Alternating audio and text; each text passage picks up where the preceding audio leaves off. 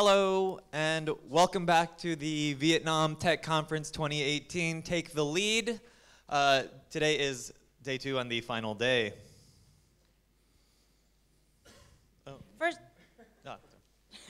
First up today are our lightning talks. These are short, inspirational talks from educators. Our first lightning talk presenter is from David Rinn. It is David Rinn. Is David Rinn. Strangely, Thank you. It says from. David Rinn is currently the MS Instructional Coach for Technology at Saigon South International School in Ho Chi Minh City. He's passionate about helping teachers develop the skills, strategies, and understandings necessary to use ICTs to create authentic and engaging learning experiences for students. Welcome, David.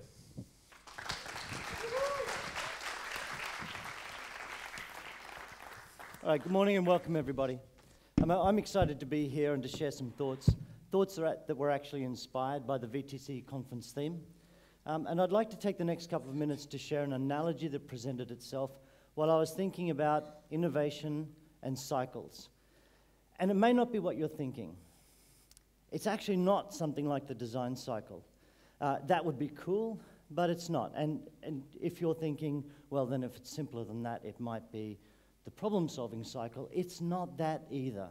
So I fear that you're trying to overthink this. It's not the design cycle, and it's not the problem-solving cycle. And for those of you who are trying to guess ahead, it's not the water cycle, it's not life cycles, and heaven forbid, it's also not the curriculum review cycle. What I want to share with you is something that's a little bit simpler than that. It's actually cycling. So here's what happened and how it relates to innovation in our schools. I was watching some cycling.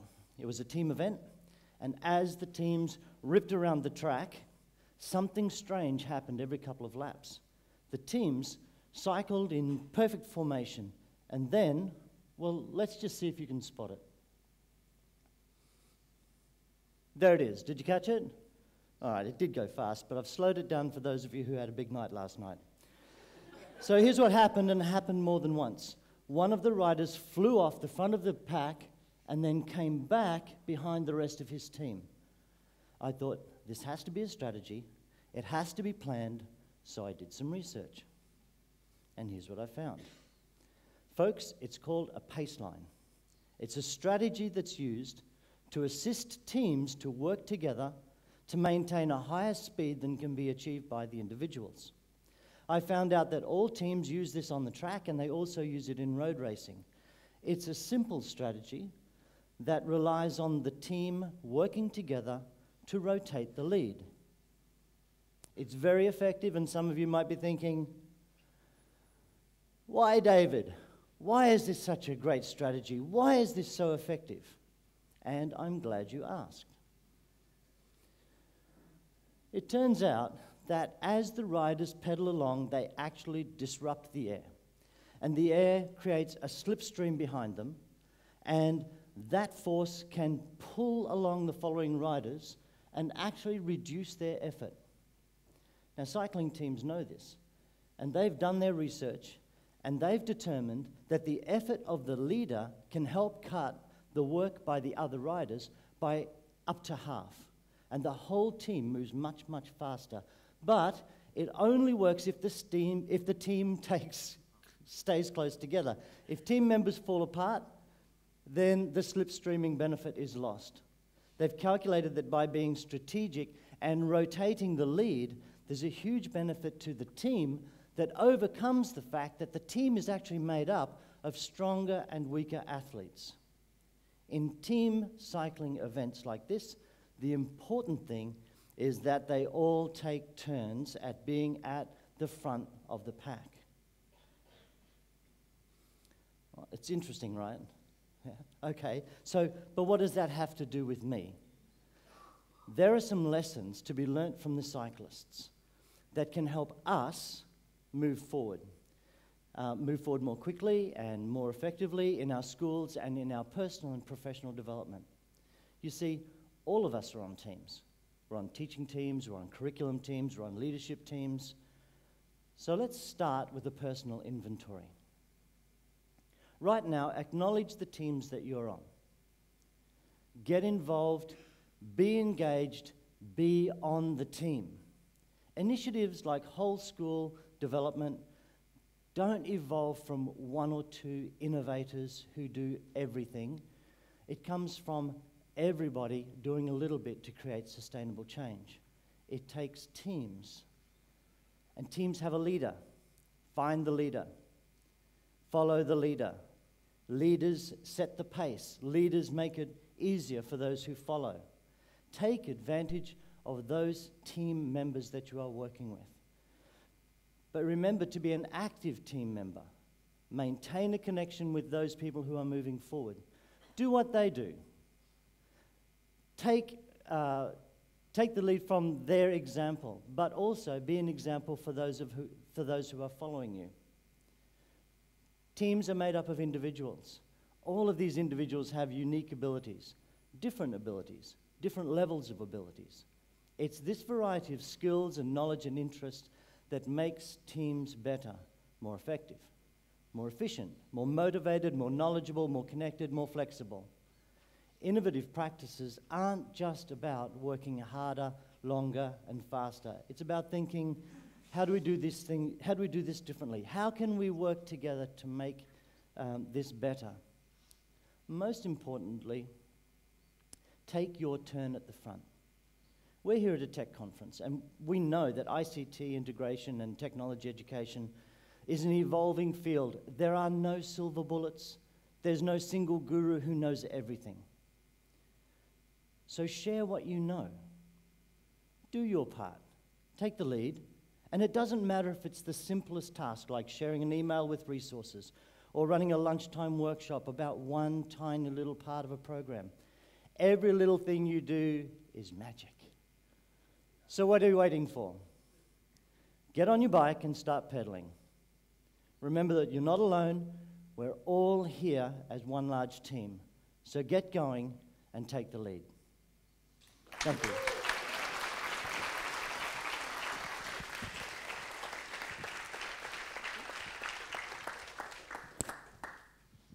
Thank you very much, David. Awesome message about teamwork. Actually, I was out cycling yesterday, true story, alone, serious headwind, very difficult, and then a big truck pulled up in front of me, and I went right behind it, and it was really easy.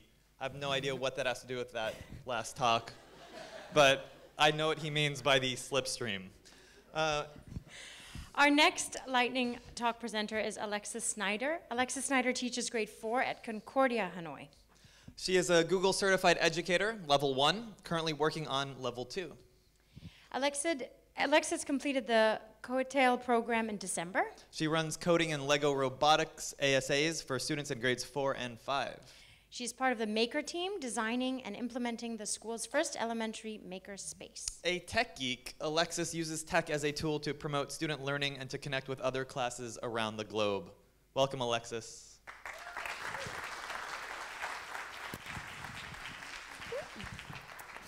Hello, everybody. In September of 1988, my mother sat in her first parent-teacher conference of the school year. After only 1 week in 2nd grade, I hadn't uttered a single word, and not only that, every time my teacher looked at me, she thought I was going to burst into tears. And she was right. I was absolutely terrified in 2nd grade because I thought my teacher would call on me when I didn't know the answer and that I'd be embarrassed in front of my classmates. And while this isn't an actual photo of me, I think the girl's eyes capture how I was feeling. And I think sometimes our own students feel this way too. Sometimes even the most outgoing kid wonders, is what I'm saying, thinking, or doing right? Is that what my teacher wants? And if the kids are spending all this time trying to figure out what we want, are they really learning? From the time we're very small, our learning community consists of our family and friends, and we learn together by interacting with each other. Here, it's difficult to tell who's doing the teaching and who's doing the learning. My youngest daughter, Amelia, is learning how to play with a new toy, but she's also teaching her 2 sisters how to be patient with somebody else and how to accept another member into their playgroup. As we start to move into school, some structures are put into place, but kids still spend a good amount of time learning from each other. on the playground, reading together, working together at a center. But then as we start to go up the grade levels, our classrooms and our learning communities start to look a little bit more like this. And the focus turns to the person standing at the front of the room. Does this sound familiar? If I want to do well in this class, I'd better listen to my teacher. How can I improve my narrative story? I should look at my teacher's comments and feedback. The message seems to be, if you want to do well in school, you'd better look to your teacher. And yes, teachers are an extremely important part of the learning community, but so are the other 18 people in the room. Now, I'm not saying that standing up in front of the board and explicitly teaching something is wrong. That we absolutely have to do every day as teachers, but there is a way to have more balance between teacher talk and student voice. So in an effort to add some more student voice in my classroom, I tried this in math. We were learning about multiplication, and I put this problem up on the board. And I said, okay, please solve the problem, and then I want you to share your strategy for how you did it. And I thought, perfect, they'll be talking to each other, they'll be sharing ideas, this is exactly what I wanted. Good, student voice, check. So Ling put up her hand and said, oh, I want to tell you, this is how I solved the problem. We said, okay, thank you. And then Yuki came up, and he showed how he solved the problem. And then I said, thanks so much, guys. Let me show you another way to do it. And I showed them the standard algorithm for multiplication. And then I said, all right, look at this. We've got 3 different ways to multiply. Great. But what I was really implying is that my method was the way I expected them to do it. So then why did I bother to ask their ideas in the first place? I ended up doing the total opposite of what I had set out to do. I wanted them involved in the lesson. I wanted them learning from each other. I wanted us to learn better together, but I didn't do it effectively. But I did think about this lesson for a while, and I said, I'm going to try this again, but let me try a different subject area. So in writing, we were writing informational picture books for a 2nd grade audience, and the students had to go and meet with the 2nd graders and find out what kinds of books they'd be interested in reading. Then after they drafted, they went back to the 2nd graders to ask for feedback on how their books were going. And here's what one student had to say about it. My topic is beautiful birthstones, and 2nd grade's feedback is very helpful to me because I can add more details like where aquamarines come from, and they want to know where they can find aquamarine, so I want to research more and find the answer and add in here. So this was Bella's first draft of her section on aquamarine. And if I had told her you should add more details in this section, she probably would have done it because she's a really great kid. But when that feedback came from another student, she had the drive and motivation to find that information on her own and make her content clearer for her reader. So what are some of the benefits of learning better together? Well, confidence. When we share our ideas, thinkings, and wonderings with other people, our confidence builds because we realize we're not the only ones wondering about a certain topic. Motivation. When we come together for a shared purpose, we connect with each other and we're motivated to do our best because we know we have an authentic audience who cares about what we're doing. Perspective. When we listen to other people's ideas and opinions, it opens our eyes to seeing a different point of view and getting to know the topic and the person a little bit better. Community. When we come together for a shared purpose, we want each other to succeed, and we respect each other and help each other to reach our common goal. And this isn't just for kids. Adults can learn better together too. When I was living in Saudi Arabia, I was teaching 4th grade again, and I was doing an online course, and one of the projects was I had to collaborate virtually with another teacher in another country. And as soon as I read those requirements, that scared little 2nd grader popped right back up. And my head was filled with questions like, what if nobody wants to work with me? What if my partner doesn't like my idea? What if she doesn't like something I say or do? But this time, I decided to force all those thoughts away, and I put myself out onto Twitter for the first time. And I connected with another teacher in neighboring Bahrain. We realized that we both taught similar social studies units, so we developed a collaborative unit where our students had to compare and contrast our two host countries of Saudi and Bahrain. And I learned so much from this experience. I learned how to use new tech tools in some innovative ways. I got to see another teacher's thought process when developing a unit. And I got to make a new friend and a colleague, even though we had never met face to face. So how can we do this more with our own kids? Well, I think it involves intentionally inserting student voice into our time with our students. We need to let them know that their ideas, questions, and thinking matter. It could be as simple as explaining a math strategy to a partner. It could be as complex as giving shared feedback on a collaborative project. But it's through these experiences that our kids are building confidence, getting motivated, gaining new perspectives, and growing communities. And so I'd like us to stop for a minute and think about what's something that you've learned or that we've learned that could help all of us learn better together. And before the conference ends, would you tweet it out, or using some other form of social media, using these hashtags? Because the more opportunities we give ourselves and our students to do things like this, the more we really do see that together we learn better. Thank you.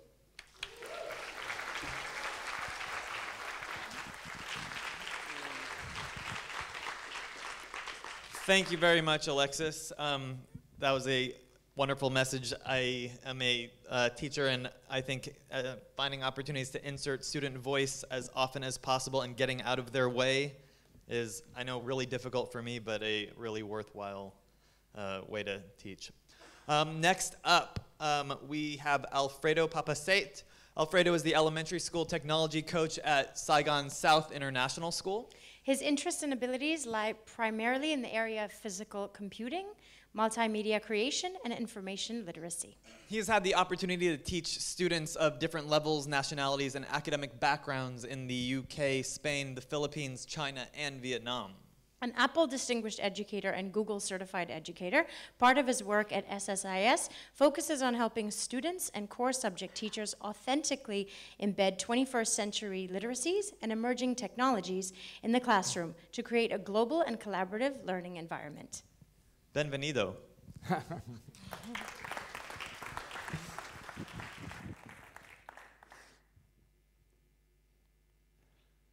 Will machines ever outsmart humans? This question has fascinated both philosophers and scientists for a long time. But how do you test the true mettle of an artificial brain? Well, to answer this question, I would like to travel back in time to the year 1770, the year Wolfgang von Kempelen caused stir with the Mechanical Turk, an automaton that could play an eerily game of chess against humans. Of course, the whole thing was a fake, and it had a hidden chess master inside. But it was a start, and over the years, engineers made improvements until that day in 1997, when chess champion Garry Kasparov lost a chess match to Deep Blue, an IBM computer. Believe me when I tell you that Kasparov didn't take it well. To him, this was the dawn of a new era, one where humans would be dominated by machines and people replaced by robots. But anyway, hasn't it always been about humans being replaced by machines? Do you know that we used to hire people to wake people up so they wouldn't be late for work? You know how they were called? The knock-it-uppers. Seriously. That we used to have stores that you could go to borrow movies and rent them out, and they would charge you late fees if you didn't return them on time. Ridiculous, like what? And I just learned that recently there is this computer that can beat humans with 100% success rate at rock, paper, scissors, which is actually terrifying. Anyway, some worried chess was done now that computers could beat even grandmasters. Then Kasparov did something unexpected. And he thought, what will happen if instead of competing against each other, humans and computers collaborated. From that came Center Chess in 2005, a chess tournament in which human and machine could enter together as partners. Who won?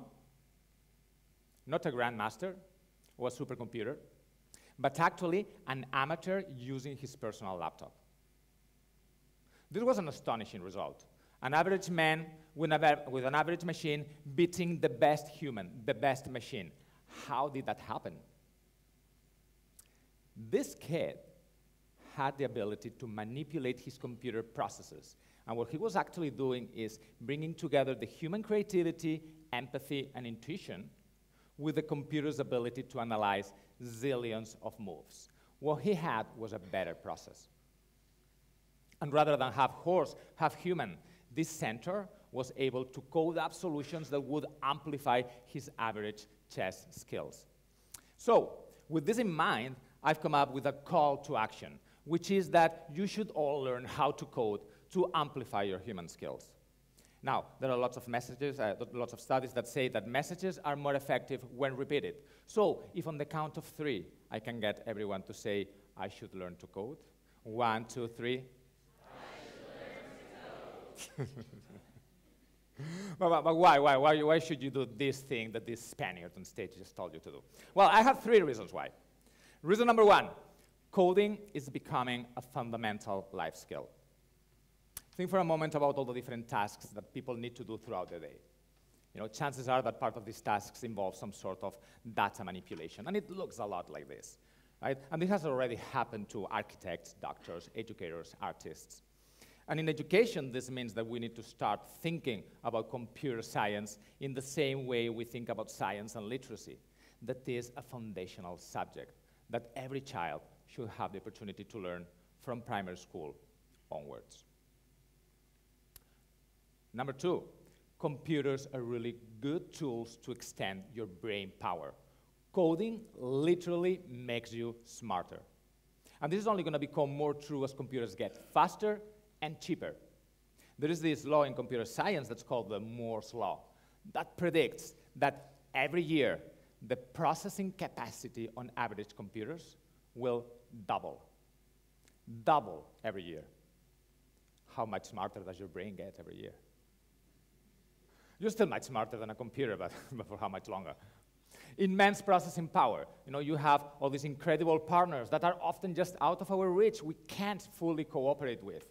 But imagine what you could do if you learned how to code. Which brings me to my 3rd and final point, which is that you are lazy.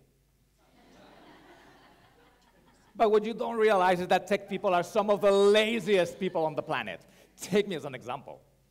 If there is a job that I need to do that takes me 10 seconds every day, I will spend the whole week coding a solution that will save me 5 seconds off of that. It's long past time to stop talking about the rise of the machines. They have risen. Artificial intelligence is here. It flies the airplanes we travel in, it trades our stocks, it finds us matches on our dating sites, it finds us deals in hotel rooms. Instead, it's time to tackle this century's problems through intelligence augmentation.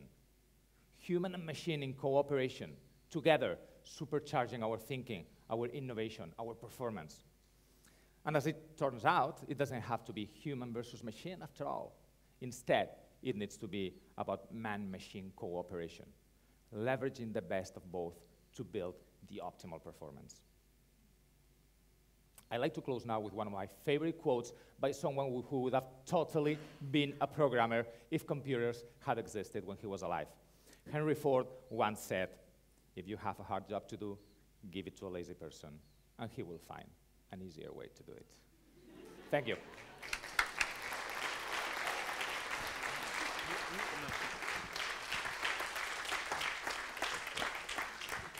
Thank you very much, Alfredo. As technology becomes a much bigger part of our lives increasingly every day, I think the message of working with technology rather than against it, and I don't think I would get any argument at the VTC.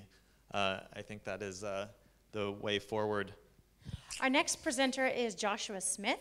Joshua Smith is the Service Learning Coordinator and Grade 3 Team Leader at UNIS Hanoi. Prior to settling in Vietnam, he worked in various roles at schools in England, Saudi Arabia, Indonesia, and his home country, Australia.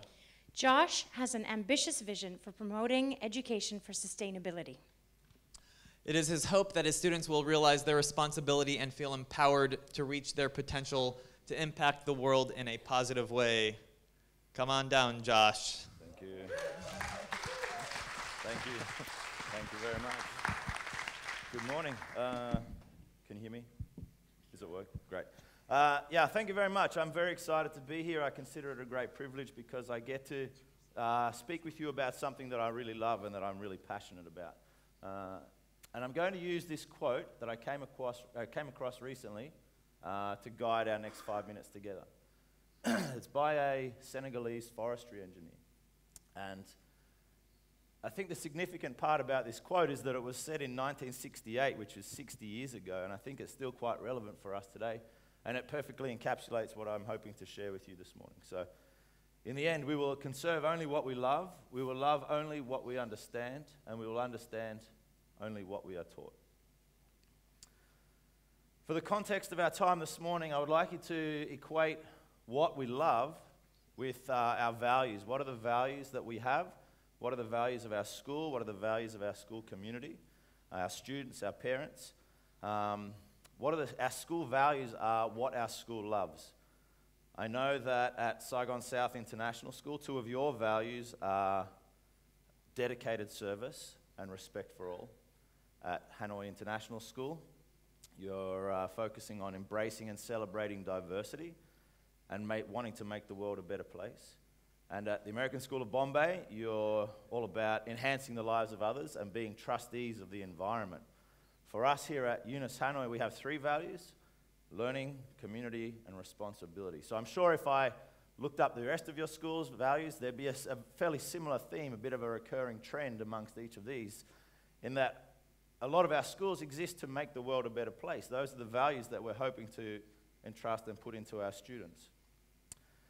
Simon Sinek, who's a motivational speaker, I'm sure you're probably quite aware of him, he suggests that our values multiplied by our behavior equal our culture.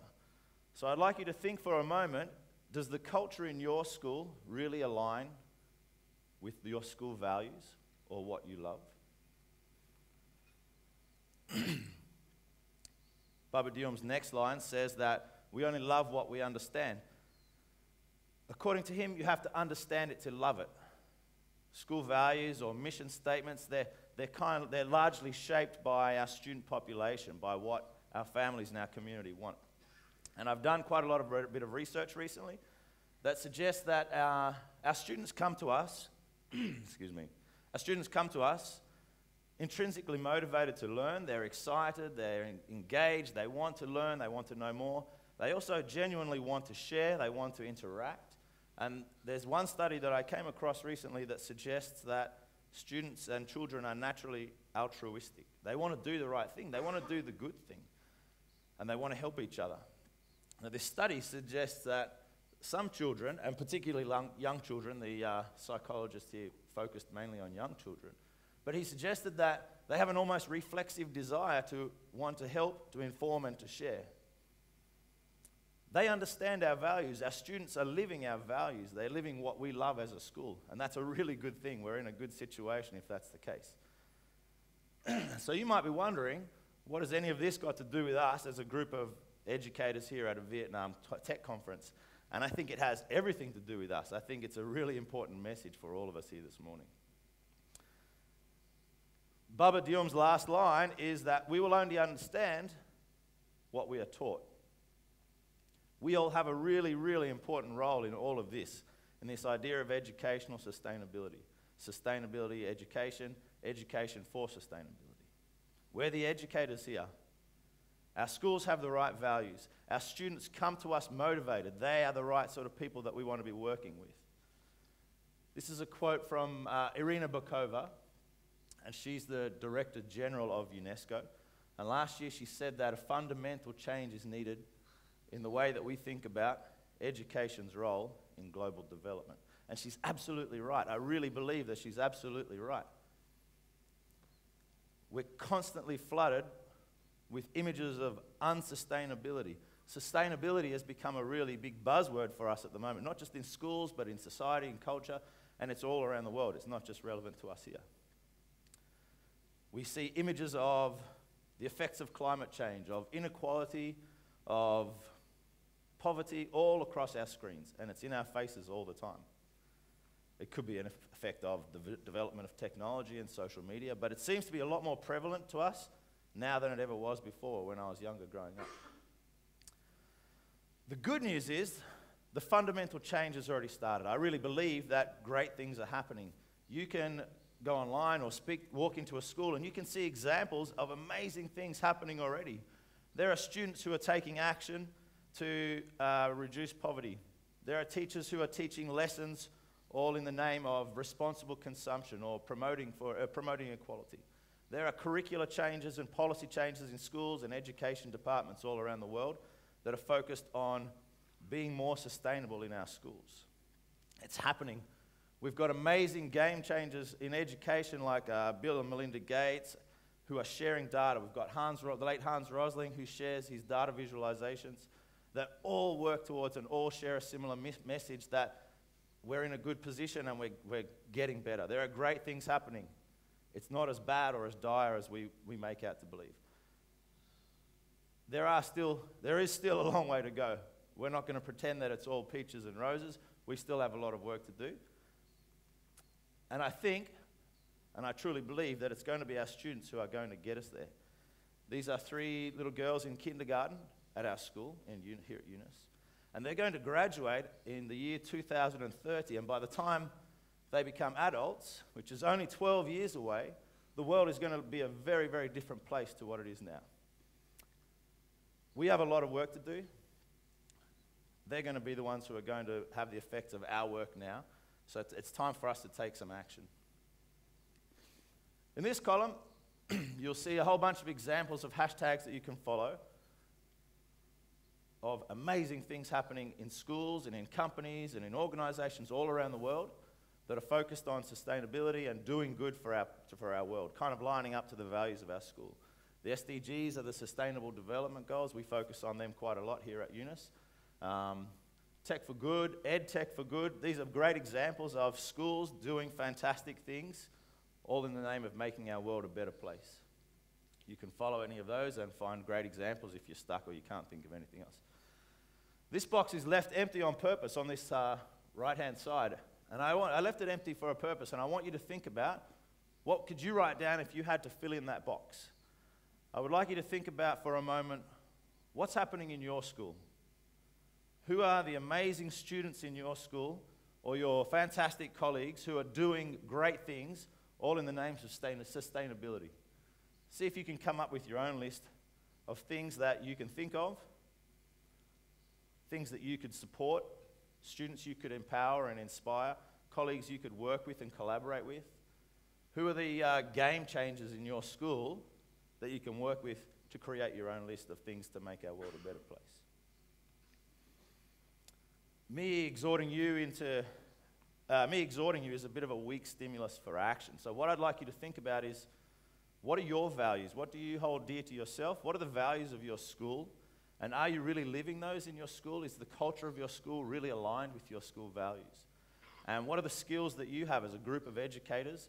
What are you passionate about? What are you knowledgeable about? What do you have that you can share and contribute to making our world a better place? I really hope that you'll go away from our time here at the VTC and this morning thinking about how you can make our world a better place, how you can make our schools a better place. I really believe the quote from Baba Diyum is absolutely correct.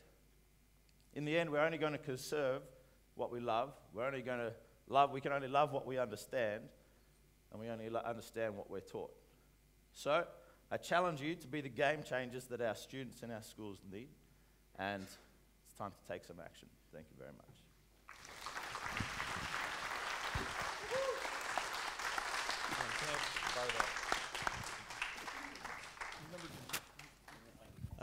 Thank you very much, Josh. There are amazing people doing amazing things everywhere. Some of those people are here, game changers, and in the world today, Sometimes it's really easy to focus on the negative rather than all the good things happening all around us. That being said, if you look closely, hold on, we're going to go back here for a sec.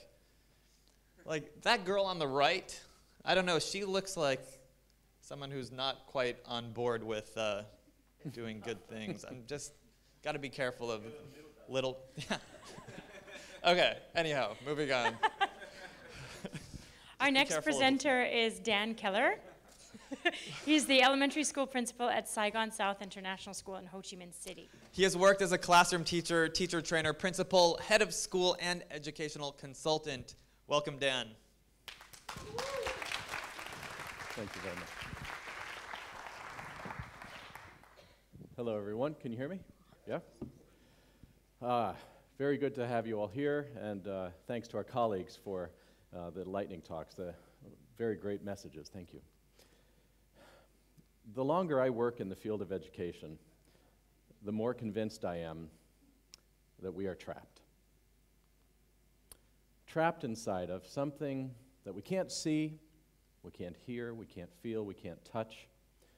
Trapped by structures of what I would call formal education. And I think we need to escape into something called a full spectrum of learning. Formal education. It's built on its own set of assumptions. There are very clear roles for the teachers, clear roles for the students. It's built on stability, consistency. It functions as a closed system, highly resistant to external forces, highly resistant, obviously, to change. It is as if we are trapped inside of a formal education matrix. My favorite character from the movie, The Matrix, is Morpheus. Morpheus tells us that we are slaves, born into a prison for our minds. And most of us are not ready to be unplugged, and many of us are so dependent on the system that we will actually fight to protect it. Morpheus challenges us to make a difficult choice. We can take the blue pill and return back to the matrix, or we can take the red pill and escape the matrix and enter into the real world in which we actually live. Think of formal education like a zoo. Attendance is easily measured. There are clearly marked courses that guide us to observe subject species within standardized boundaries. We are fed on a regular schedule. Admission is paid. Visitors are only permitted during operating hours. Think of informal learning as like the savannah. Attendance is difficult to take. There are few marked courses. Subject species roam freely without any standardized boundaries. Feeding is irregular. There is no controlled admissions. There are no restrictions on operating hours. For the savannah, you need a really good guide because this stuff is wild, it's dangerous, it's real. Now, instead of thinking of either formal education or informal, I want you to visualize a spectrum ranging from formal education, blending into semi-formal education, blending into informal education, everything in between. And what I want to do is share with you some information, some experiences that we are trying to do at Saigon South International School to enter into this broader spectrum of education. One example would be our Makerspace program. It supports formal education. A teacher may take their whole class down to the Makerspace. The students are working on an assigned project, and it will be formally graded. But our Makerspace program also supports semi-formal learning, where a student might choose during their free time to come down to their Makerspace and to choose an activity from a menu of options so that they can do that activity, learn some specific skills, and actually earn a badge. But it's optional. Or it supports informal learning, where a student might just choose to come in during their recess time and play, tinker, discover, whatever they want. Another example I want to share with you is something that we've recently done called Project X. Ambitiously, this project involved all of the students in grades 2, 3, 4, 5, 6, 7, and 8 in our school. Full-time for an entire week, an open schedule every day. And it was a school-wide experiment challenging the traditional structures of formal education, such as grade levels, room assignments, homeroom teachers, report card grades, class schedules, and subjects. Project X ended up serving as an incubator of educational innovation, where all students in these grades 2 through 8 were involved in small multi-age groups. And the students would choose a topic that they were interested in, and then they would develop a research question around that topic and develop a plan for how they were going to work on that topic so that they could create some kind of project that answered their research question, and at the end of the week, they presented that project to an audience of others. Free-flowing locations, flexible teaching assignments, no classes, no lessons, no subjects, no periods, no schedules, no grades. Just Project X. Wild, dangerous, real. Now, these two examples, the makerspace shows how one program can support the full spectrum in learning. Project X serves as an example of how informal learning can be brought into the school to balance what during the rest of the year is still quite infused with formal learning. My main point is this: every school, every day, we have to make decisions. In those decisions, are we choosing to continue to return back to the formal education matrix, or are we choosing to escape into a full spectrum of learning? As Morpheus cautions us, if you take that red pill, all he is offering is the truth. Thank you.